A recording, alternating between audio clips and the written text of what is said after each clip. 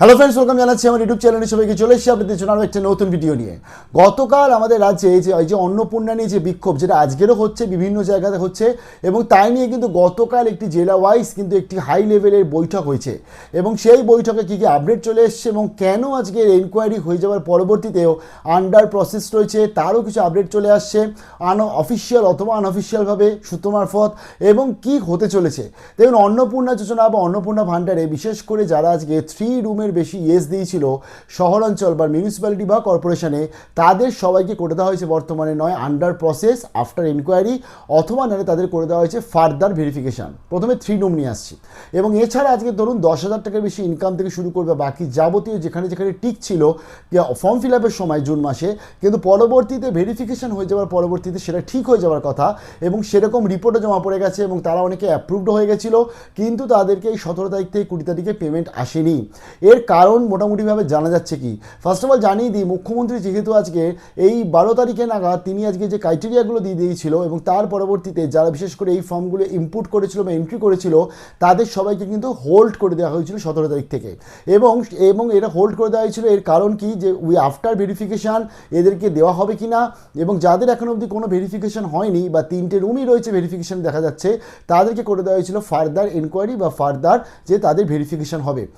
এখন বর্তমানে কিন্তু আমি যেটা সকালবেলাও জানিয়েছি যে বরফ গলছে, এবং গতকাল যে বৈঠক হয়েছে সে বৈঠকও সদুত্তর।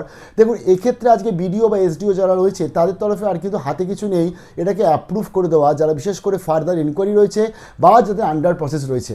আন্ডার প্রসেস যারা রয়েছে অর্থাৎ তার মানে তাদের এনকোয়ারি কমপ্লিট হয়ে গেছে এবং তাদেরকে অলরেডি দেখে এসেছে যে তাদের 3টে রুম নেই, এবং তার জন্য তাদের কিন্তু আন্ডার প্রসেস। যাদের দেখে এসছে 3টে রুমে বেশি রয়েছে তাদেরকে ফার্দার এনকোয়ারি, এবং এছাড়া যে সমস্ত যে ক্রাইটেরিয়াগুলো রয়েছে সেই ক্রাইটেরিয়ার মধ্যে পড়ছে।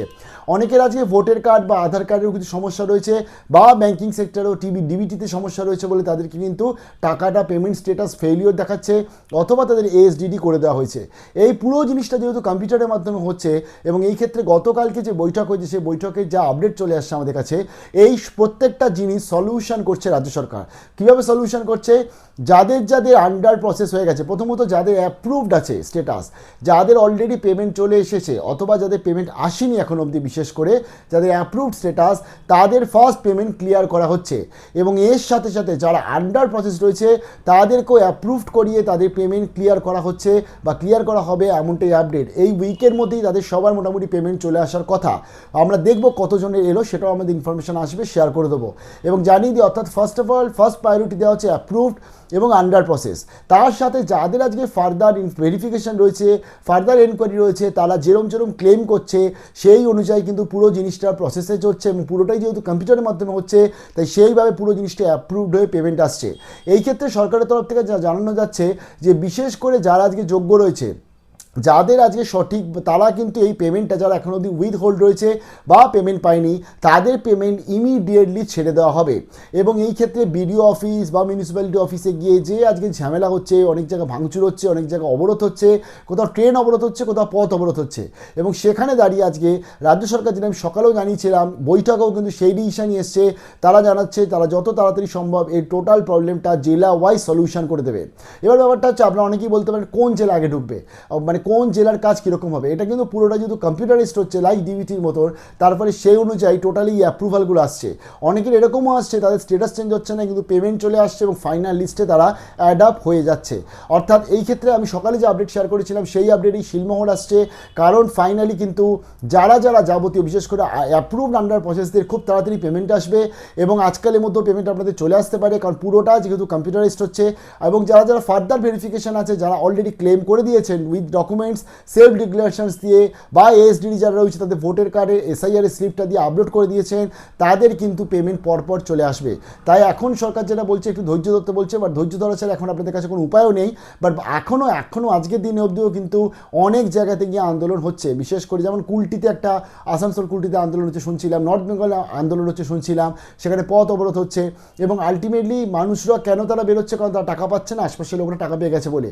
যদিও সেখানে অনেক উস্কানি আছে বলে এমন বক্তব্য চারদিক থেকে আসছে, তবে কারোর উস্কানিতে পা না দিয়ে সরকার যখন আপনাকে ওয়েট করতে বলছে, আমি বলবো প্রত্যেকজন কিছুদিন অন্তত ওয়েট করে যান, আগে দেখে নিন আপনার পেমেন্টটা আসছে কিনা, এবং আমি আশা করব পেমেন্ট চলে আসবে। কারণ গতকাল বৈঠকে এমনটাই সদুত্তর এসছে যে যাবতীয় যা প্রবলেমগুলো রয়েছে সেগুলোকে সলিউশন রাজ্য সরকার ইমিডিয়েট করতে চাইছে, কারণ এর প্রতিচ্ছবি ন্যাশনাল মিডিয়াতেও কিন্তু ভালো যাচ্ছে না রাজ্য সরকারে।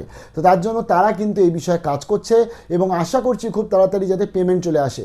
দেখুন, এক্ষেত্রে আমি বিভ্রান্তিমূলক এরকম বলতেই পারি যে এই জেলা আগে পেমেন্ট ঢুকছে বা ABCD ওয়াইজ পেমেন্ট ঢুকছে, বাট সেরকম কিন্তু নয়। এখানে জেলা ওয়াইজ কিন্তু আলাদা আলাদা পেমেন্ট আসছে না, পুরোটা অটোমেটিক সিস্টেমের মাধ্যমে আসছে এবং AI এর মাধ্যমে বলতে গেলে পুরোটা সেন্ট্রালাইজ লিস্ট চেক করে পুরোটা হচ্ছে। তার জন্য কিন্তু সময় আমাদের একটু দিতে হবে। এবং যাদের আজকে ধরতে গেলে ভেরিফিকেশানে ঠিকঠাক এসেছিলো, অ্যাপ্রুভড এসেছিলো, বর্তমানে আন্ডার প্রসেস রয়েছে তাদের এটা মাথায় রাখতে হবে, তাদের কিন্তু ভেরিফিকেশান কমপ্লিট হয়ে গেছে, তাদের আর কিছু করার নেই বর্তমানে। তাদের এখন যেটা হচ্ছে, যেহেতু এই অব্লিগেশনটা দিয়ে দিয়েছিল, ফর্মটা যেহেতু সেই সময় ভুল ইনপুট করা হয়েছিল, ধরুন 3টে রুম নেই, বাট আপনি সেখানে 3টে রুম ইয়েস করে দিয়েছিলেন, তার জন্যই ভেরিফিকেশনে আপনার আন্ডার প্রসেস রয়েছে। যদি সেখানে ভেরিফিকেশন ফেলড হতো তাহলে কিন্তু আপনাকে ফার্দার এনকোয়ারি রেখে দিত। যেরকম আছে যাদের অলরেডি গিয়ে বাড়িতে গিয়ে দেখছে যে 3টের বেশি রুম রয়েছে, 10,000 টাকার বেশি ইনকাম রয়েছে, বা জমি জায়গা রয়েছে, বা অর্থনৈতিক দিক থেকে সচ্ছল, অর্থাৎ সেই মহিলা যিনি রয়েছেন তিনি ইনকাম ট্যাক্স দিচ্ছেন, এই ব্যাপারগুলো যাদের আছে, অনেকের ফর্ম অলরেডি রিজেক্ট করতেও শুরু করে দিয়েছে, রিজেক্ট হয়েছে। এবার জানিয়ে দিই রিজেক্টদের একটু বলি। দেখুন, আজকে এই রিজেক্ট বেশি কারণে কী কারণে হয়েছে, যেটা গতকাল বৈঠকেও জানা যাচ্ছে এবং আমরাও গ্রাউন্ড লেভেলে গিয়ে জেনেছি, বিশেষ করে যাদের ধরুন বাপের বাড়ির অ্যাড্রেসে রয়েছে ভোটার কার্ড, আধার কার্ড, এবং শ্বশুর বাড়িতে বর্তমানে রয়েছে, তারা শুধুমাত্র বাপের বাড়ির ডিটেলসটাই দিয়েছে, কিন্তু সেখানে ভেরিফিকেশন করতে গিয়ে তাদেরকে পায়নি, যেহেতু তারা শ্বশুর বাড়িতে রয়েছে। তার ফলে এই ক্ষেত্রে রাজ্য সরকারের তরফ থেকেও, এবং এই ক্ষেত্রে আমরা বিডিও অফিসেও কথা বলেছি, তারাও যেটা জানাচ্ছে যে আপনাকে ওই রিজেকশন হয়েছে মেবি ফার্দার ভেরিফাইড যেটা আসছে, তো তার জন্য আপনাদের রিজেকশনের এক্সপেক্টে ক্লেম করতে হবে। ক্লেম করার সময় আপনি দরকার পড়লে আপনার যে ম্যারেজ রেজিস্ট্রি সার্টিফিকেট, সেই ম্যারেজ রেজিস্ট্রি সার্টিফিকেটটাকে আপনি আপলোড করে দিন এবং রিমার্কসে লিখে দিন যে আমার বিয়ে হয়ে গেছে কিন্তু আমি আমার অ্যাড্রেসটা চেঞ্জ করিনি, এবং ধরুন আপনি আপনার হাজব্যান্ড বা মেয়ের নাম সেখানে বা ছেলের নাম ইনক্লুড করেননি, বাট আপনি সিঙ্গেল দেখিয়েছেন সেখানে। তো এবং যারা বিশেষ করে সিঙ্গেল দেখিয়েছে তাদেরও কিন্তু অনেকেই রিজেক্ট এসছে, কারণ সেক্ষেত্রে বাড়িতে গিয়ে দেখছে যে তারা সিঙ্গেল নয়, তাদের ফ্যামিলি রয়েছে, ইন্ডিভিজুয়ালভাবে তারা ফর্ম ফিল আপ করেছে, যদিও সরকার বলেছিল ইন্ডিভিজুয়াল ফর্ম ফিল আপ করবেন না। তাহলে এই ক্ষেত্রে আপনি রিমার্কসে এটাই লিখবেন যে আমার বিয়ে হয়ে গেছে এবং আমার বর্তমানে অ্যাড্রেস এটা, তার জন্য আমি ম্যারেজ রেজিস্ট্রি সার্টিফিকেট দিচ্ছি, এবং আমার যে ছেলে এবং আমার যে হাজব্যান্ড রয়েছে আমি তাদেরকে ইনক্লুড করতে চাইছি, তো তার জন্য তাদের হচ্ছে এটার নাম, এবং ইভেন আমি আপনার যে হাজব্যান্ডের নাম আছে সে হাজব্যান্ডের আপনি যে ভোটার কার্ড সেটাকেও দরকার পড়লে আপনি আপলোড করে দিন। ওই 30 KB 50 KB মতো মাত্র জায়গা, তার মধ্যে যতটা পারছেন আপনি ছোট করে জিনিসটাকে আপলোড করে দিন, এবং অথবা রেজিস্ট্রি সার্টিফিকেট না দিয়ে সেখানে হাজব্যান্ডের ভোটার কার্ডটা দেওয়াটাই শ্রেয়, কারণ সে বর্তমানে কিন্তু আপনার HOF, এবং রিমার্কসে সেখানে আপনি হাজব্যান্ডের ভোটার কার্ড নাম্বার দিয়ে দিন, বাচ্চার বার্থ সার্টিফিকেট নাম্বার দিয়ে দিন, বা বাচ্চার আধার কার্ড থাকলে সেটাকে আপনি লিখে দিচ্ছেন 200 ওয়ার্ডের মধ্যে যেটা লিখতে হচ্ছে। তো এইভাবে আপনাকে কিন্তু সিস্টেমেটিক্যালি কাজটা করলেই আপনার পেমেন্টে অ্যাপ্রুভালের দিকে যাবে। অর্থাৎ আমি সিস্টেমেটিক্যালি কাজ করলাম না, এবং আমি জানি যে আপনারা অলরেডি অফলাইন, অনলাইন, DBT অনেক কিছু করে অলরেডি হাঁপিয়ে পড়েছেন, বাট শেষ যেহেতু কাজটা রাজ্য সরকার করতে বলছে, তাই আমরা যদি এটা করে পেমেন্টটা পেয়ে যাই খুব ভালো হয়।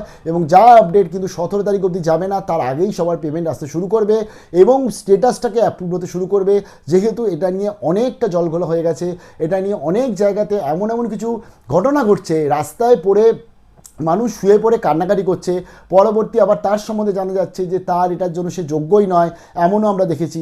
এমন জায়গাতে এমন হয়েছে যে ধরতে গেলে তার সাথে সে ঘটনাটা ঘটেনি, কিন্তু তার হাজব্যান্ড তার নামে মানে অন্নপূর্ণার নামে দোষ দিয়ে তা ব্যাপারটাকে ঘুরিয়ে দিয়েছে, কিন্তু আলটিমেটলি কালপিট হচ্ছে হাজব্যান্ড। এরকম আমরা আজকেরও মিডিয়াতে, আজকেরও নিউজ পেপারে দেখেছি।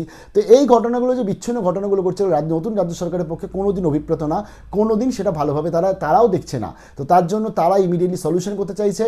আপনারা যারা এখনও অবধি ভেরিফিকেশানে পরবর্তী ক্লেম করেননি করে দিন।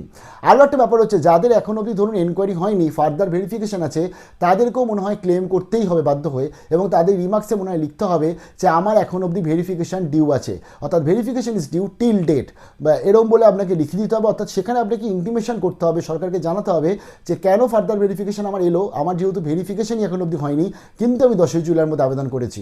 তো তারপরে যার যেটা সঠিক সেইভাবে আপনারা আশা করে করুন, এবং কালকের যে বৈঠকে, তার বৈঠকের থেকে খুব পজিটিভ আপডেট আসছে। আশা করছি আপনাদের যাবতীয় যা পেমেন্টগুলো যেন ক্লিয়ার করে দেয়, এবং 3টে রুমের যে কনসেপ্ট আছে সেখান থেকে আমরা যাতে যত তাড়াতাড়ি বেরোতে পারি খুব ভালো হয়, এবং আপনি সেই হিসাবে কিন্তু ক্লেমটা করে দিন, বাদিক বা ডান দিকে। ভালো থাকবেন, বেস্ট অফ লাক।